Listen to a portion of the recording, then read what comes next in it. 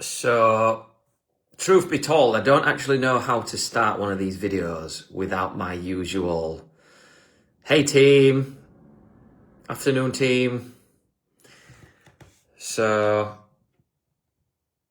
this is ketchup. It's my favourite sauce. I am bringing it here so I can start the video by talking about the sauce instead of saying hey team. Notice that I referenced hey team but didn't start the video with it. So we'll call today a bit of an experiment, and hopefully will allow me to get away with my new little intro into today's video. We'll see. I need to come up with some different ways before it ends up being like a slogan on a t-shirt. Anyway, the idea I've got for you today could be genuinely the most powerful thing that you hear, absorb, take on board, toss around in your mind, and act on this entire year. Because one thing that I've learned about life in my 32 years is that your life, your results, the way you feel, the way everything looks, the way a year like 2026 can end, can change drastically, like night and day, with one decision. And the idea that I want to give you today, I want to give you this idea to empower you to have a little look and have a little ponder and consider something that you could change, and most likely it's something that you know you need to change.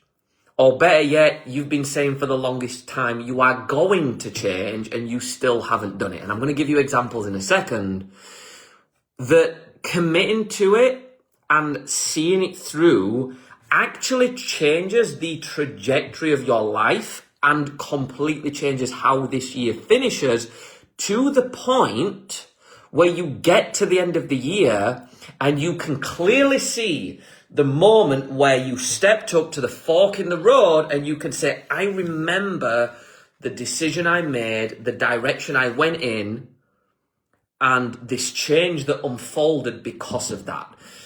Here's the thing, most people, when we look at transformation, we look at the hard work that's been put in, the hours in the gym, right? The hours on the track, the hours going out running, the meticulous effort of meal prepping day in, day out, of saying no to the takeaways. And we look at all of that, right? And that is what creates a physical transformation or a mental transformation. We look at a business that's been built by someone, or a side hustle, or we even look at things like families, right? And, if you're looking around, you've got an incredible family. What we've got to really look at with every single outcome in life, and the way that your year ends, and maybe the shape that you want to get into, or even the shape that you're in now, the results that you have now, we can trace it all back to a decision. So yes, effort, right? Consistency, discipline, following a plan, putting in the work, all of that stuff, right, is super important. But what most people forget is that it's actually the decision to make those changes, the decision to set that goal, the decision to commit, that is what we really want to look back on and celebrate as well. So think about this. Before you walked through the doors at Barnsley Barbell, before you did the 6-week challenge, there was a moment where you decided to do it. So yes, you still had to pay the money, you still had to drive to the gym, you still had to walk through the door, you still had to do the first session, you still had to go through all the discomfort of the first week of aches and soreness and not knowing anyone and all of that stuff, right? But let's go back to the moment you made the decision to do that and make the change. So that's decision, right? Like, decisions are life-changing. Now, the thing I want to share with you today is this idea of you choosing, deciding to change one thing, to commit to one thing. Not a list of things, not a 3-step plan, a 5-step plan, not a list of 10 changes, 5 habits, any of that, but one thing. That if you took and you locked in on for the rest of this year, there's 5 months left until the end of the year, that would have the biggest change. right? Now that could be as simple as choosing one habit and absolutely nailing it. Like, how many of us know that we need to sleep more, right? What if your only thing that you focus on between now and the end of the year, right? You're already doing your training, you're already eating okay, you know, work's all right, family's all right. The only thing that you change is that you go to bed 30 minutes earlier every night or 15 minutes earlier every night. Like, if you went to bed just half an hour earlier every day, that's 15 extra hours a month. That's the equivalent of sleeping an extra 2 nights on average per month. So you're going to get an extra, and this doesn't sound sexy, but think about how life-changing it is, right? When you've got a good night's sleep, when you've got more energy, right? You're going to sleep an extra equivalent of 10 extra nights between now and the end of the year. Think about what that would do to your natural energy levels, your energy reserves, your vitality, right? I know for certain I do not make great decisions when I'm tired. I do not eat as well when I'm tired. I do not train as well when I'm tired. I injure more when I'm tired. Right? And for most people, it's like, we know we need to go to bed a bit earlier. What if that was the only thing you did? What if the only thing that you did was meal prep Monday to Friday? What if the only thing that you did was commit to doing your 10,000 steps a day? Right? So it's one thing and you nail it between now and the end of the year. What if the thing that you committed to was reading 15 minutes a day? Reading 15 minutes a day forces you to do 15 minutes less of something else, like scrolling. Right? 15 minutes a day of reading might be the thing that you do before bed, and it improves the quality of your sleep so you wake up with more energy.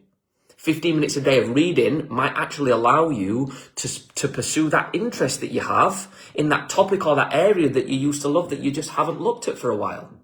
Reading 15 minutes a day might actually allow you to have a little bit of peace and quiet and find yourself feeling less anxious and more rested and overall just generally living a calmer life. 15 minutes a day of reading, right? You will know as I'm talking, there'll probably be something that jumps out for you. So that's the first kind of set of ideas. You choose one habit and you just go all in, whatever it looks like for you. And that doesn't have to be 0 to 100. That could be that today you go to bed 5 minutes earlier. And you do that for a month, and then 10 minutes earlier for a month, and then 15 minutes earlier for a month.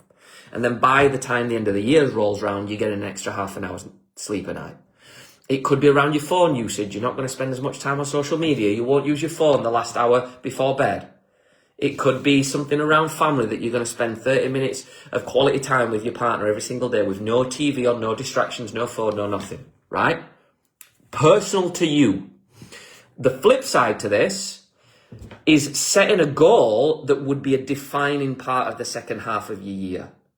So that could be that you sign up to High Rocks London in December, right? And you lock in with training, nutrition, recovery between now and December, and you make that the big bang to finish the year strong. It could be that you sign up to an event like we've got the Deadly Dozen in September on the 12th, or we've got the Deadly Sprint in Sheffield in October. And you say, I'm going to sign up to that in October. That gives me all of August, all of September, most of October, a good 10 weeks to really lock in with training, nutrition, recovery. So when you get to the end of the year, you look back and you go, I remember making that decision to go all in on this one thing. And I'm so proud of myself. I can't believe what I achieved. Because so many people get to this point in the year. It's summer, it's busy, the kids are off. Then it's going to be September. And it's kind of like, okay, the darker nights are coming in, let's wind down. And before you know it, it's like, I'll start again in the new year. It's like we have 5 months. And in that 5 months, you can make magic happen. But it all starts with a decision. Right now, I am presenting you a fork in the road. And there is absolutely nothing wrong with you continuing down the road you're already on. Like, there is in fact, if you are sat here going, Pete, I don't need something else on my plate. I'm good right now. Incredible. Don't add something else to your plate that you don't need right now or that would cause more stress. If you're watching this or you're listening to this and you're thinking, you know what, I could do with a little bit of a challenge or a focus or a change, or I could do with a pivotal, moment in the year where things turn up a notch, or maybe you've not had a great year so far and you need a positive focus to have. Now, that's not saying that we're just going to go shit's happened this year. Let's just forget about it and let's push that away and pretend it didn't happen. Oh, this shiny new thing. It's not about that. And this isn't about just hustle and grind and consistency and discipline. They all work, of course. But this is about inviting yourself to just think about the one thing that if you changed or if you focused on, you locked in on, you went all in on, you just made it more of a conscious part of your day-to-day, week-to-week routine, would have the biggest impact. Because for most people, it's going to be sleep. It's going to be the way we use our phones. It's going to be a habit like reading. It's going to be something like meal prep. It could be tracking calories, doing your steps, water. But what you will find is that you'll choose a habit that's often known as a keystone or a cornerstone, or I call it a domino effect habit, where you going to bed 15 minutes earlier means you've got more energy, and then all of a sudden the domino of going to sleep earlier knocks all these different dominoes. You've got more energy, so you do more exercise and movement, so you naturally want to eat better, so you lose weight quicker, so you've got more confidence, and before you know it, all of these other areas of life are affected by one domino, right? Or you turn around and you say, I'm going to set the goal of doing a High Rocks. I'm going to do it in January, end of January in Manchester, right? And I'm going to prep my ass off till the end of the year. Because we're talking about 2026. Obviously, you don't prep till the end of the year and then call it a day, right?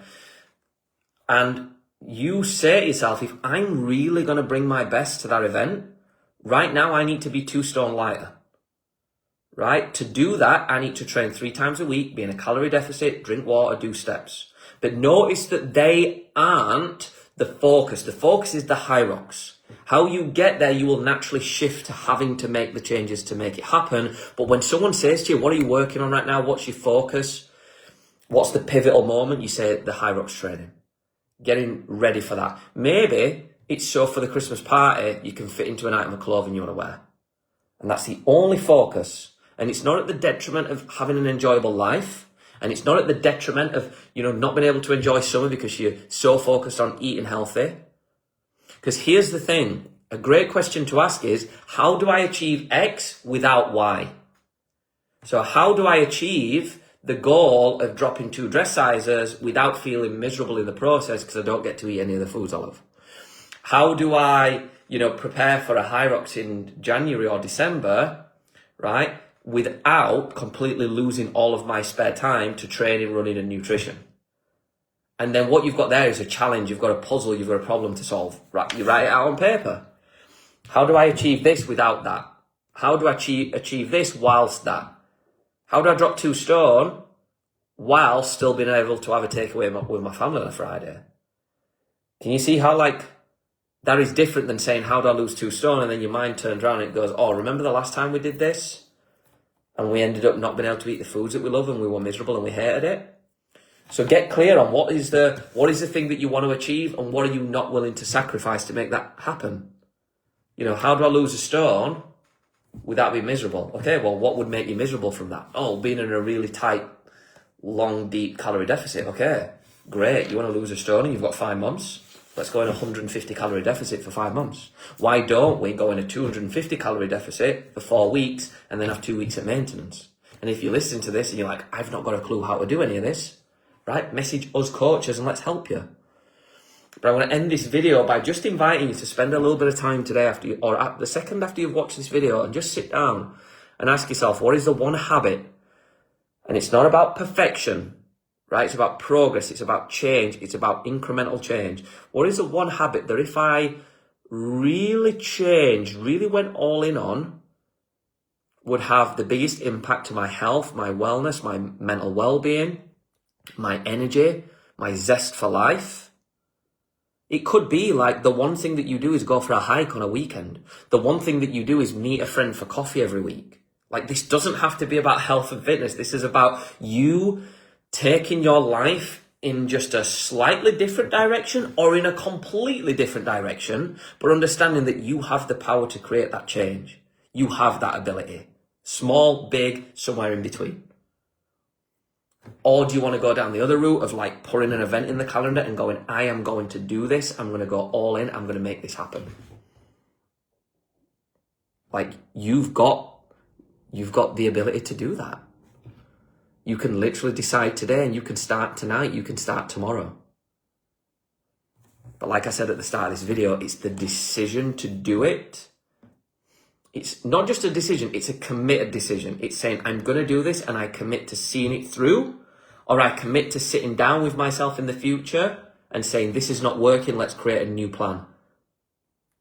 Like, let's not just let this fizzle out, because what that does is you say you're going to do something and then you don't do it, and then you lose a bit of self-confidence, you lose a bit of self-trust. It's like, if you're going to do this, be committed to it.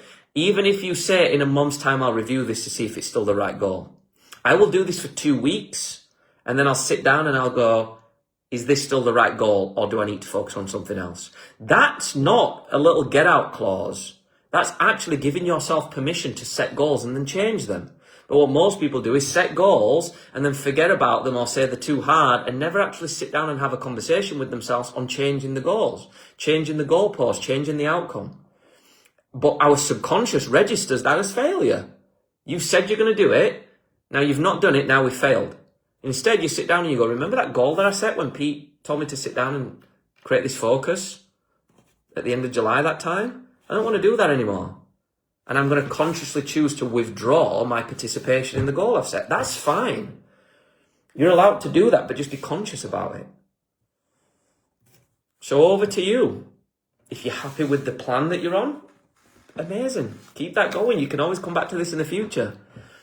But if this has sparked a little bit of interest for you, where you're thinking, one thing, I know what that is. Or one thing, let me go find that and stick with it. One thing, do you know what? I'm not sure about this, but I'm going to experiment.